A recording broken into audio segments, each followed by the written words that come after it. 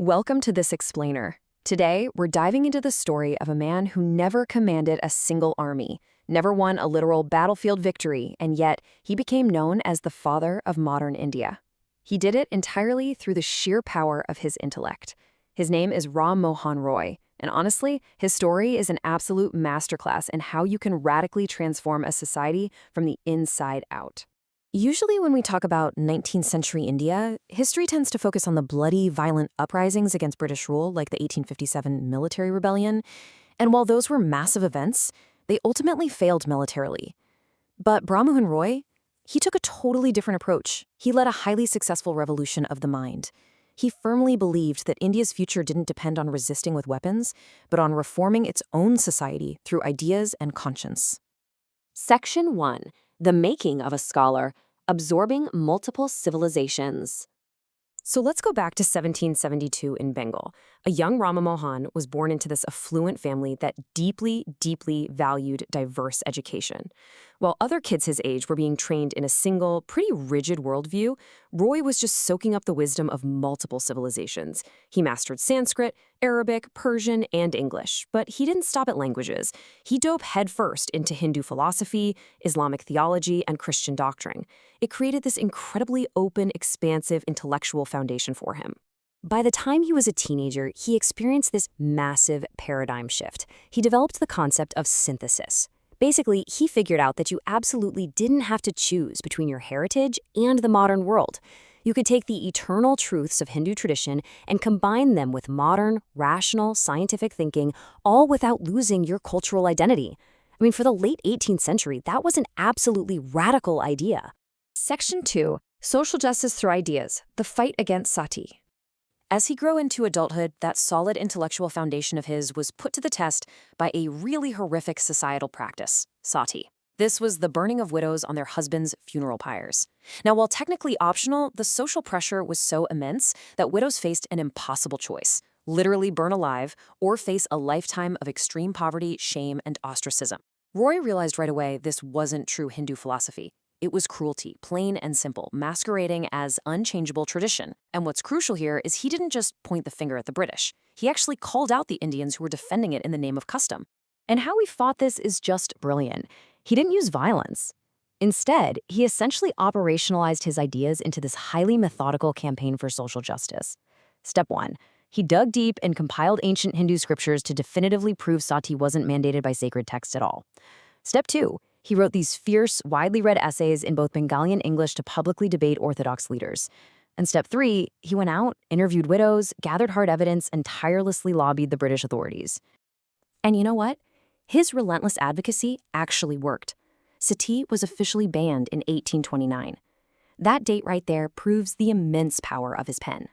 Yes, the colonial power technically implemented the law, but it was an Indian reformer who did all the heavy, moral, and intellectual lifting to force it to happen. This monumental victory leaves us at a really fascinating crossroads for Indian society at the time. It poses a profound question. Can you be traditional and modern? How exactly do you move a society forward without entirely abandoning who you are? Section 3. Bridging Tradition and Modernity, the Brahmo Samaj. To answer that big question, in 1828, Roy founded the Brahmo Samaj. See, he wasn't just throwing out tradition, he was transforming it. Where Orthodox practices had gotten bogged down by idol worship, harmful rituals like sati, and lots of superstition, the Brahmo Samaj reclaimed the rational essence of Hinduism. They championed pure monotheism, pushed for women's education, and embraced rational science. He was basically saying to his people, look, our roots are beautiful. Let's just strip away all this accumulated corruption. Now, you can imagine this put him in a really isolated, kind of lonely spot. The Orthodox Hindu establishment hated him, calling him a heretic who betrayed his traditions. The British, on the other hand, just saw him as a convenient, westernized ally. But neither side had it right. Roy was carving out a totally independent, third way. He was an Indian intellectual, modernizing India strictly for India, not to appease anyone else. If we look at his final years, things moved incredibly fast. He founded the Brahmo Samaj in 1828 and saw sati banned in 1829. Then, in 1833, he did something incredibly bold. He traveled all the way to England. He literally walked into London's elite salons just to prove that an Indian thinker could stand among Western philosophers as a total equal. And he lobbied Parliament directly for India's rights. Tragically, he fell ill during that trip and passed away in Bristol that very same year. Section 4. The Legacy of Modern India, a Foundation for the Future.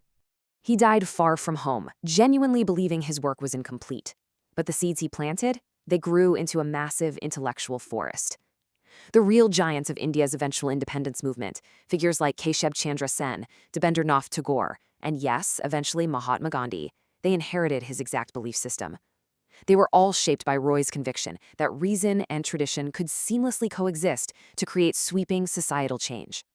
And that brings us to the core of this whole explainer.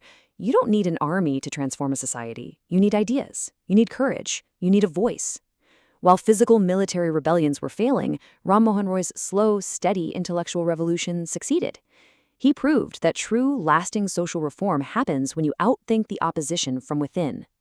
The ultimate proof of his success, fast forward more than a century later to 1947, when India finally gained its independence, the new nation didn't look backward. Its brand new, democratic, egalitarian, and rational constitution was built directly on the intellectual foundations that Rammohan Roy had so bravely laid an entire century earlier. So, I want to leave you with this thought. Rammohan Roy's legacy isn't just dusty history. It's a direct challenge to us right now.